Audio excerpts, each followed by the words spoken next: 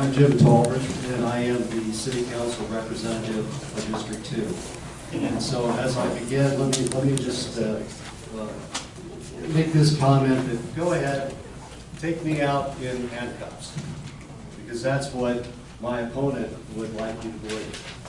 The fact of the matter is that I have been accused of listening to people. There were 2 meetings, none of them had a rolling quorum, and quite frankly, we were there to listen to people. And that's what I've always done, is to try to listen and try to do things for folks. Yes, I was born and raised in El Paso, Texas, not Boston, Massachusetts. I was born and raised here, and I have served this community since coming back here in 2006 in many ways.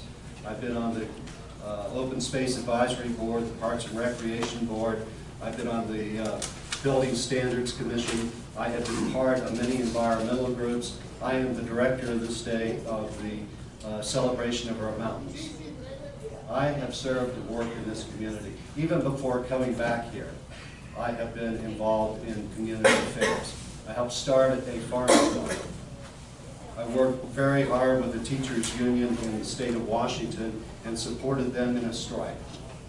I worked very hard and created a community that was, or a group that went out and fought for changes in a school district, and we did make those changes. So I have been somebody who's been a doer and gotten things done. Let me read you just a little something. A neighbor brought this to me, my good friend Monchi Torres. And it says in there, it's a letter to the editor. She says, Representative Tolbert responded promptly to my concern. My morning walks often take me by the reservoir on the corner of Yandale and Boone in central El Paso. Recently, someone dumped couches and mattresses in the spillway. I contacted the city's environmental services and the Texas Department of Transportation, but neither entity could help me. Finally, I contacted Judy Gutierrez in Jim Tolbert's office, our District 2 representative. Gutierrez contacted the Public Service Board within an hour, and Tolbert followed up with me the next day. The trash was cleared out and the spillway is open again. It is this efficiency and concern for neighborhood and environmental issues that will cause me to vote for Jim Tolbert again in the upcoming election. He is the best choice for District 2.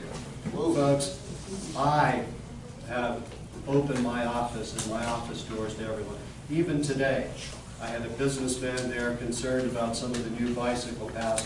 I sat him down with those who had set the bicycle plan, and we began to work on a solution that would help him and yet maintain our bicycle plans. Jim Tolbert, I am transparent.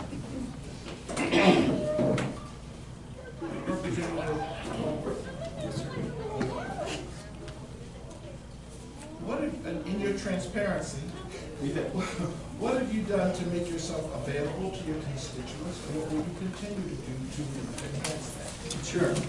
You know, the main thing that I've done, I think that's different than the way things were handled in the past, is that I don't just have one community meeting, and I don't just have one meeting in just one spot in the district.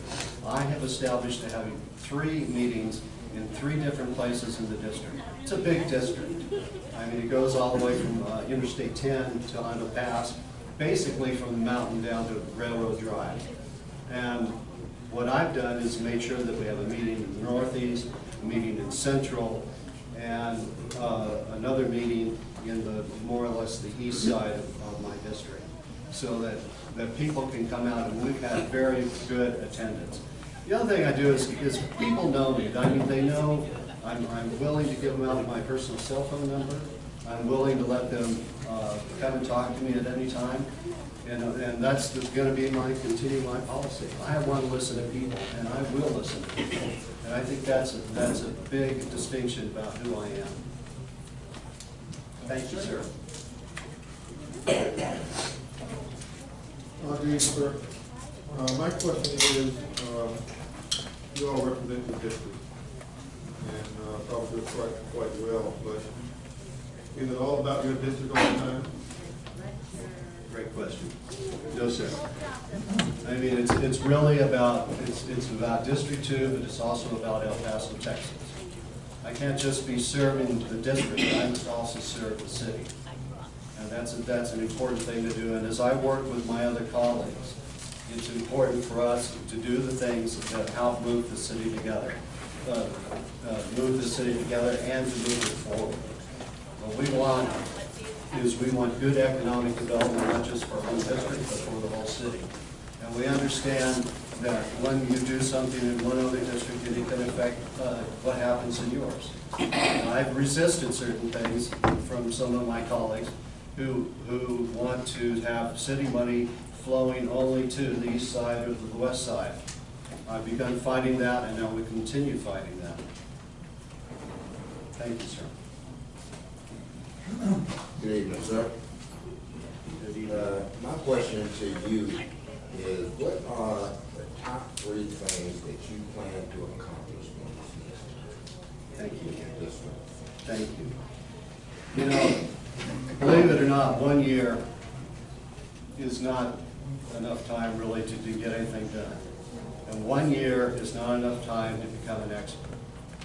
1 year, even if you're just running for the first time, you can utter platitudes about accountability and transparency and economic growth and all of this.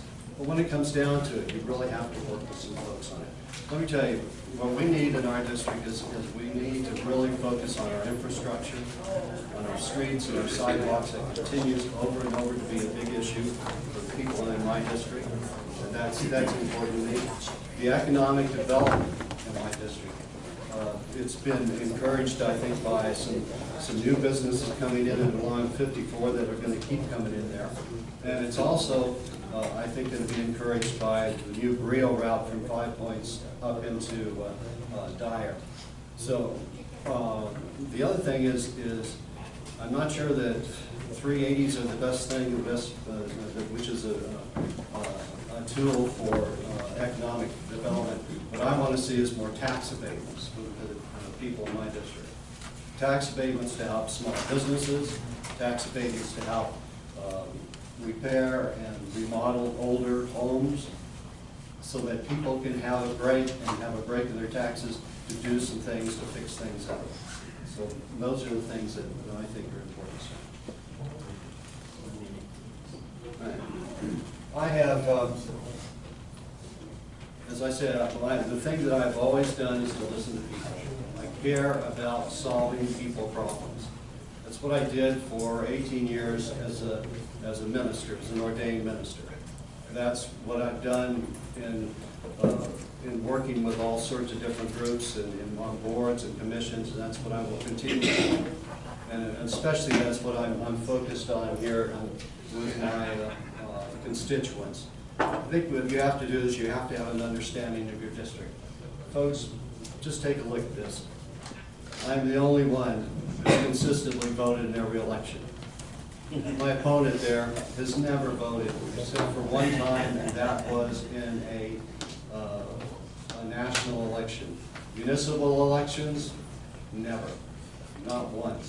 2009, 2011, 2013, 15. In order to represent a district, you have to be involved, and I will be involved. Thank you. Please vote for Jim Tolbert.